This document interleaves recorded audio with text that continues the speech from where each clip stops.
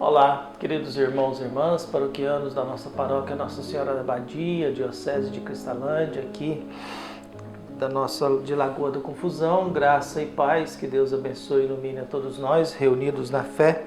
Pedimos a Deus que nos dê paz, alegria e saúde, aqui no dia 4 de outubro de 2023, nessa quarta-feira, dia de São Francisco de Assis. Aqui a biografia de São Francisco nos diz: Francisco, que nasceu em 1182 e morreu em 1226, de uma família juvenil, despreocupada e mundana, depois de usar de misericórdia para com os leprosos, segundo o seu testamento, converteu-se ao Evangelho e viveu-o com extrema coerência, em pobreza e grande alegria, seguindo o Cristo humilde, pobre e casto, conforme as bem-aventuranças. Junto com os primeiros irmãos que o seguiram, atraídos pela força de seu exemplo, pregou por todo lugar o amor do Senhor, atribuindo para com a renovação da Igreja.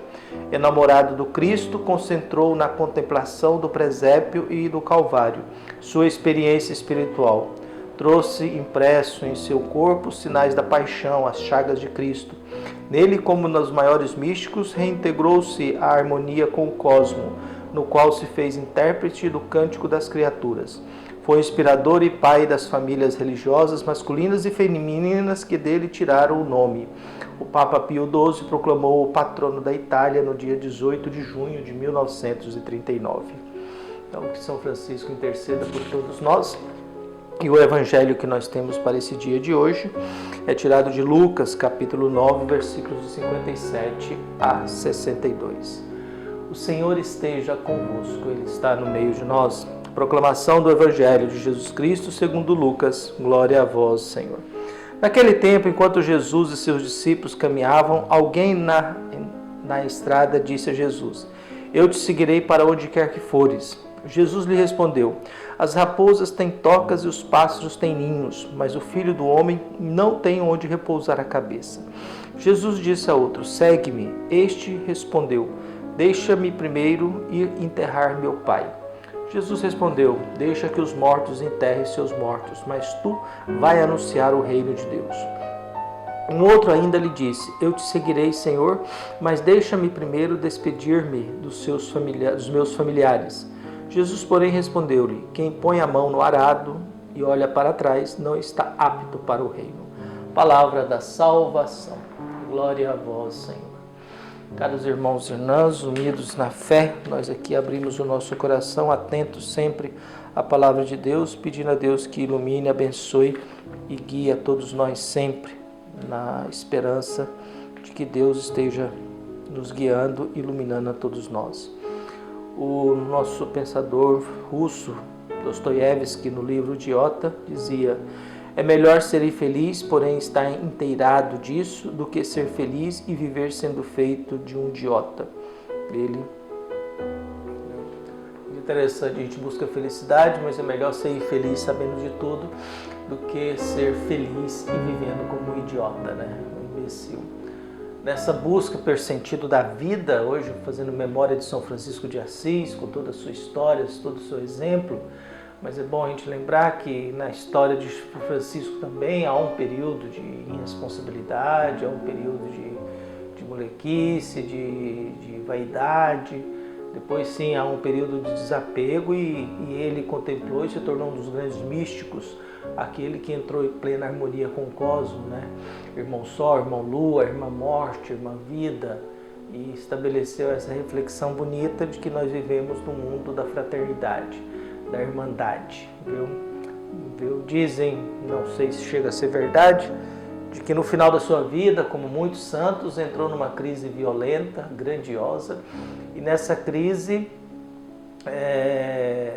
ele foi se aconselhar com Clara, reclamando dos seus conventos, das construções, das bibliotecas e tantas outras coisas. E Clara disse: Francisco, só está te faltando uma coisa na vida que você ainda não conseguiu. E ele perguntou o quê? Ser pobre. Francisco: mas como pobre? Eu não tenho nada, durmo no chão, não tenho posse de nada. Como é que você fala que falta eu ser pobre? E Clara respondeu: você está muito apegado e muito orgulhoso da sua obra. Você está muito dono, muito apegado à sua obra. Muito orgulhoso. E Francisco entendeu que ele estava muito apegado àquilo que ele tinha construído, aquilo que estava sendo construído graças a ele. E ele, diante disso, pede perdão ao corpo, deita e morre, porque pediu perdão ao corpo por ter maltratado tanto o corpo durante a vida. E aí encerra a sua vida e sua história. Nós, no Evangelho, a gente se apega à reflexão do seguimento, seguir Jesus Cristo, ir atrás de Jesus Cristo. Então o Evangelho é muito interessante. O Evangelho começa: Jesus caminhavam, alguém disse. No primeiro momento, alguém que se propõe a seguir Jesus Cristo. Eu te seguirei para onde quer que fores. Jesus responde: as raposas não têm toque, os raposas têm toque, os pássaros têm ninho, mas o Filho do Homem não tem onde reclinar a cabeça. Então, alguém que se propõe a seguir Jesus Cristo recebe de Jesus já um banho de água fria. Aqui não tem segurança, aqui não tem conforto, aqui não tem estrutura. Você não tem a segurança da raposa e dos pássaros com seus ninhos e as suas tocas. Então você tem que estar disposto a me seguir e preparar, porque não tem onde reclinar a cabeça. Ou seja, o mundo de seguir Jesus Cristo nos pede um desapego, um desligamento, nos pede um abandono total e viver mergulhado na insegurança. Quer dizer, ter fé é isso, né? Viver mergulhado na insegurança. Eu não sei, eu não tenho certeza se minha vida garante alguma coisa depois, se eu estou agindo corretamente ou se eu não estou agindo corretamente. Então a gente não tem muita segurança na vida. A outra pessoa, Jesus, que toma a iniciativa: vem e segue-me. O primeiro se oferece, o segundo Jesus segue. E esse vai: deixa eu enterrar meu pai. Você, não, deixa os mortos cuidar dos mortos, você vai anunciar o reino de Deus. Então é interessante esse movimento do seguimento. O primeiro, o que se oferece, recebe um banho de água fria. Você está pronto para isso? O outro Jesus convida, mas ele tem o problema da morte do pai. Só deixa que eles cuidam do seu pai. É mais urgente você anunciar o Evangelho, porque os mortos cuidam dos mortos. Mas você vai anunciar o reino de Deus. Vai anunciar o Evangelho. Viu? Deixa que os mortos enterrem os seus mortos, mas tu vai anunciar o reino de Deus. O terceiro, um outro ainda, ele diz: eu te seguirei, Senhor, mas deixa primeiro despedir-me dos meus familiares. E Jesus responde: quem põe a mão no arado e olha para trás não é digno do reino de Deus. O que Jesus está querendo dizer? Geralmente é isso. Quem toma a decisão de seguir Jesus e aceita o convite, deixa tudo e vai. Os apóstolos foram assim, né? Pedro, André, Tiago e João deixaram tudo e seguiram Jesus. Mateus, que é um evangelista chamado sozinho, porque os 4 primeiros são de dupla, né? Agora não, Mateus, ele é um cobrador de impostos chamado sozinho. Mateus, vem e segue-me. Mateus deixa tudo e segue Jesus.